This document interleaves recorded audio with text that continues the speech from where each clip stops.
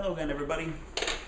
This is William back with another video for you. Now, this one is a little bit more specific to our company, which is Casa de Costa Rica, a vacation property rental company. And this video is to address some questions that we get all the time, specifically about transportation. I've got already a video out there that I shot maybe about a year ago with some folks down here that have a travel advisory company for Costa Rica. They do a lot of different reviews for various properties. Some of them are paid, some of them are unpaid. But I still end up finding myself answering the same questions a lot of times, and so I'd like to save my own time and also make this available not just for our clients but also for anybody else that's whether you're staying with us or not, or just if you're traveling in Costa Rica, maybe give you a little bit more of an understanding about what some of your options are. This one in particular deals more with the topic of hiring a private van service. So we're not talking about Interbus or RideCR or Greyline, where these are private bus companies that operate vans and you just purchase a seat in the van. We're talking specifically about having your own private vehicle with a private driver. And this can be a real treacherous situation. There's a huge span of prices that are available, and people often get confused by that.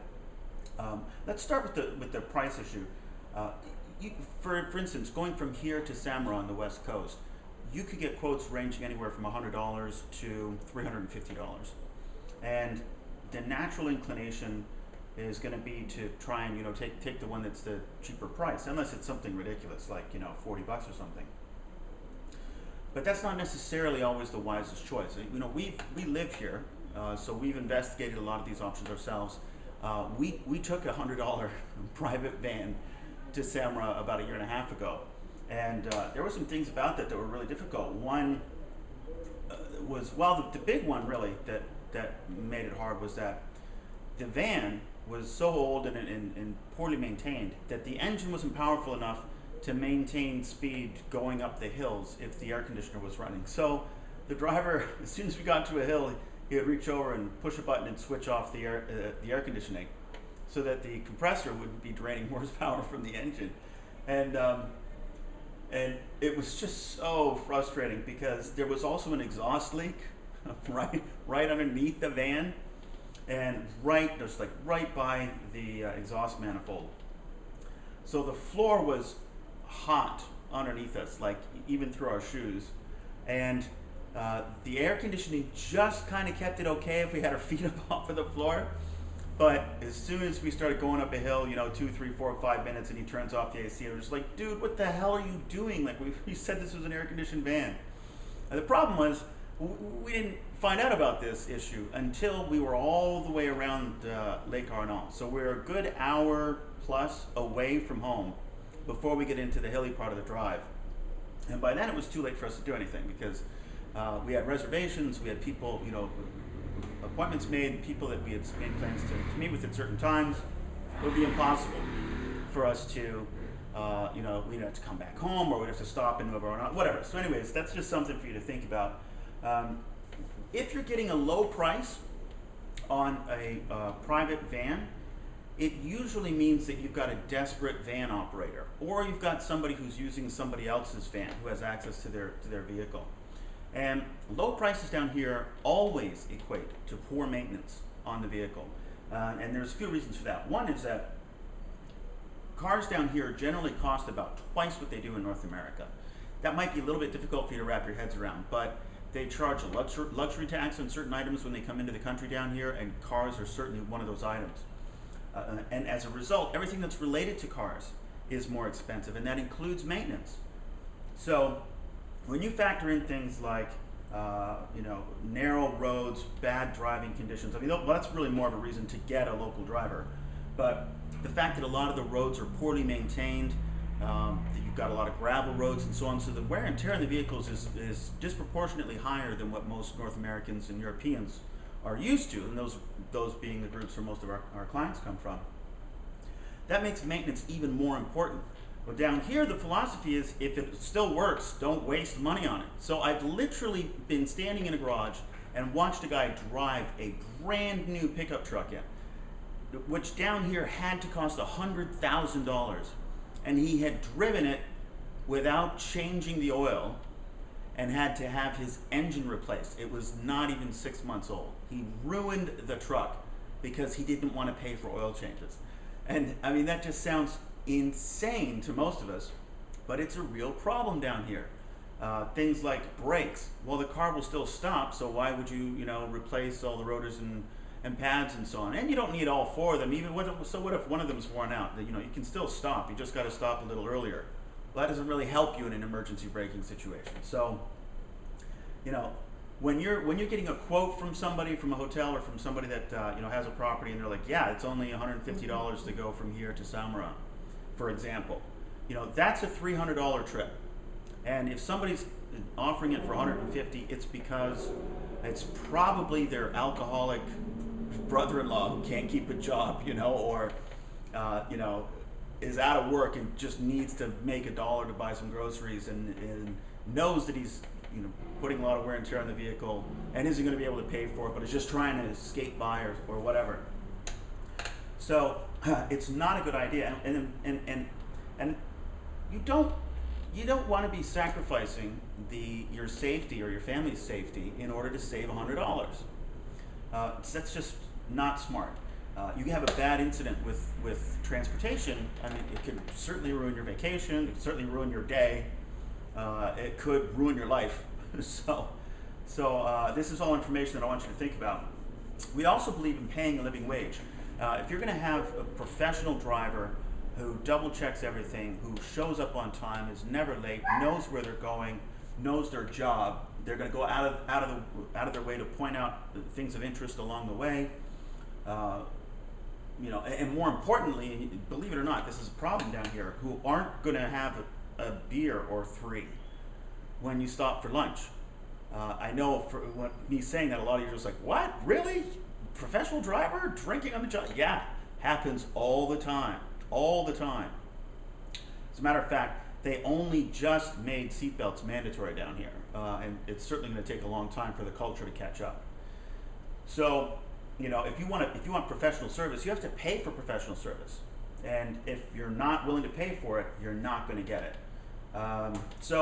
With all these things in mind, I mean, we've certainly, we have a number of properties in this area. We have thousands of clients per year, and it got so bad that at one point we just didn't refer anybody to any transport services at all. Thankfully, about a year and a half ago, we were able to find a local transportation company, family-owned, father, 3 sons, I think it's 3 sons or 2 sons and a brother, whatever, and a close family friend, and one other fellow. They've got 6 vehicles ranging in size from a taxi to several 12-passenger vans to a 25-passenger half bus, and they are exceptional. They're not the cheapest option out there, but they've carried more than 1,000 clients for us in the last year. We have never once had a single problem with them. They double check everything the night before. They're early. They know what they're doing. They check the vehicles before they leave to make sure that there aren't going to be problems. They have regularly scheduled maintenance. They do all of those things. So, and this video was prompted by having several clients in a row who asked me, well, can you ask them for a discount, or can you maybe help me find a cheaper option? And I really started thinking about that. And at first I was like, why would somebody want to, risk their lives in order to save $50? And then I figured it out. That's not how the clients are phrasing that question in their head. In their head, they're assuming, or they're used to shopping based on price, because that's what they do where they're from. And where they're from, in order for a company to be a professional livery company, a professional transport company, there are certain safety standards. Vehicles that have safety checks maybe twice per year. The drivers have special licenses, and they have safety training or CPR training and so on. There are regulatory bodies and so on. So the assumption is that the experience and the value of the vehicle is going to be more or less the same with different companies. So it makes sense to go out and shop based on price. But down here, the value between one company and another can be vastly different. I mean, one could be fundamentally unsafe and just not smart to use at any price. I know of people that are out there charging $75 to go from here to the airport in Alajuela. And I know that I personally would not get in their vehicles. I wouldn't get in their car to go from here to the liquor store because they're not safe and they're not well maintained. So you need to take this into consideration and take the notion in your mind of all of the things being equal except for the price and completely throw that out the window. You cannot assume that just because you found a company listed online or somebody saying, oh, I've got my friend who can give you a deal on transport or whatever, that automatically means that it's going to be safe and so on. And safety should definitely be your primary concern. I don't want this video to get too long, so since we get asked this a lot, they say, well, what should our group do? We're coming into San Jose Airport, which is actually in Alajuela, just so you don't get confused when you see that on our invoices. And you know, we're going to be we're staying at you know, one of your properties, and we want to do a bunch of different tours. What should we do? Well, to answer that question is not as simple as it might sound. It depends on a few things. First, it depends on the number of people that are in your group. If you are 5 people or more, sorry, that's just my dog. She always gets upset whenever I'm making these videos and I lock her out on the balcony, so now she's complaining. But anyways, so just ignore it.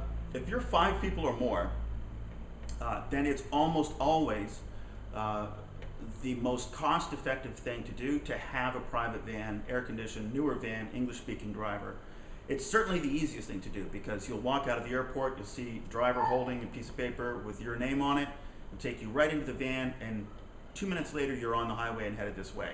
It's so much easier than traveling for the day and then getting into a taxi and going out to the car rental company, and it could take you an hour or an hour and a half even to finally get your car done. By the way, if you do rent a car, get your camera out and take pictures of any dents or damage that are on the car, or videotape it. Don't just go with the circle or whatever on the checkout form. Make sure you have a visual record of any damage that's been done, and take a photo of where the arrow's at on the gas tank and so on as well. Anyways, so hands down, cheapest, most cost-effective, best, smartest, fastest, easiest, lowest stress choice if you're 5 or more people is to contract private transportation. 4 people, I suggest the same thing, although technically at 4 people to come from San Jose to here, it's roughly in $200. So you could rent a vehicle and drive yourselves. But then, you know, you don't want to make the decision about what's the most cost-effective option only based on that one day.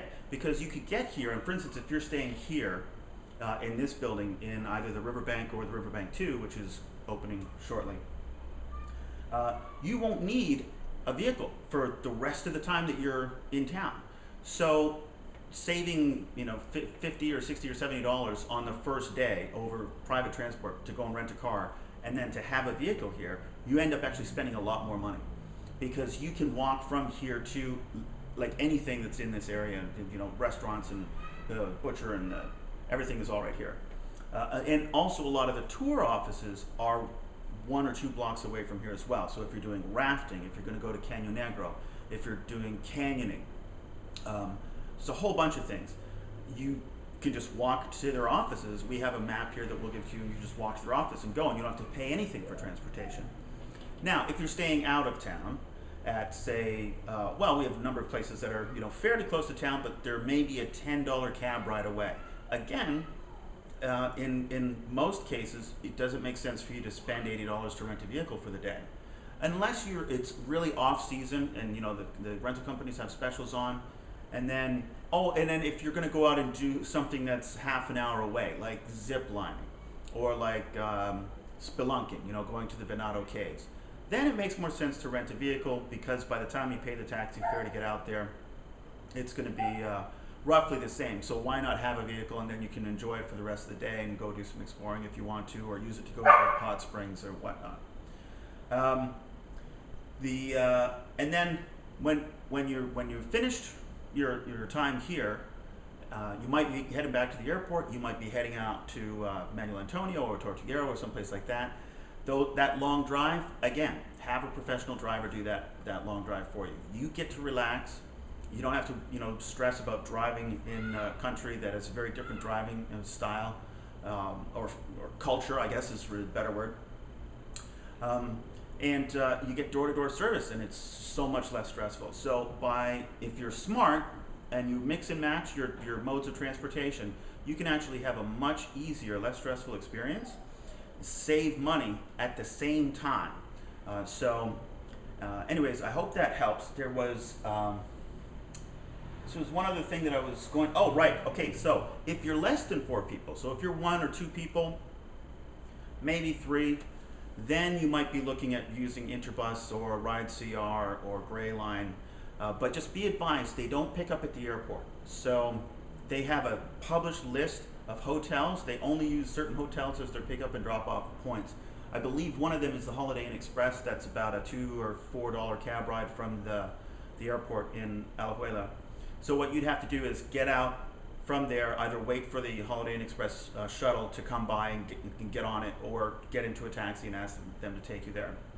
And then you would have to wait until the next scheduled departure by whichever van service you're using, Interbus, RideCR, or Greyline. They charge about $45 per person for the trip. So if you're landing, let's say 2 hours, anywhere from 3 to 1 hour actually before their next scheduled departure time to come here, then that can work out fine if you're just 2 people. I'll end this by saying I never recommend ever that anybody use the public bus system, just because it's like it's a national sport to steal baggage on those buses. It's ridiculous. I mean, the people have it down to a science. They'll come in, they'll put a bag up on the luggage thing, and then inside of that bag will be another bag. So they'll get up there like they're fussing around to whatever, something, adjust, whatever, and then they will open their bag and then put that bag around your bag and close it, and then they get off and they're carrying their bag, and it's like, oh, there he goes with their bag, and your stuff is gone. Early days of this company, and we had no money and had no choice, I used the bus a few times, but I would literally put my feet on top of my bag, because we've had enough guests who thought, well, I'll spend the extra 2 hours and save myself $100 just by taking the bus, and of course, if you lose your bag, you haven't saved yourself anything. You end up costing yourself quite a bit. So anyways, I hope all that information helps. I know it was a little bit rambling and kind of wandered here and there. Certainly, if you have any other questions about that, I'm just checking here. Yeah, I think pretty much covered it all. There's that old saying, penny wise, pound foolish. Trying to save $50 on transportation, and you end up having a bad day or a bad experience, or heaven forbid, even an injury. It's really not worth trying to save a few dollars. So, and if you have any other questions about it, of course, by all means, get in touch. Bye-bye.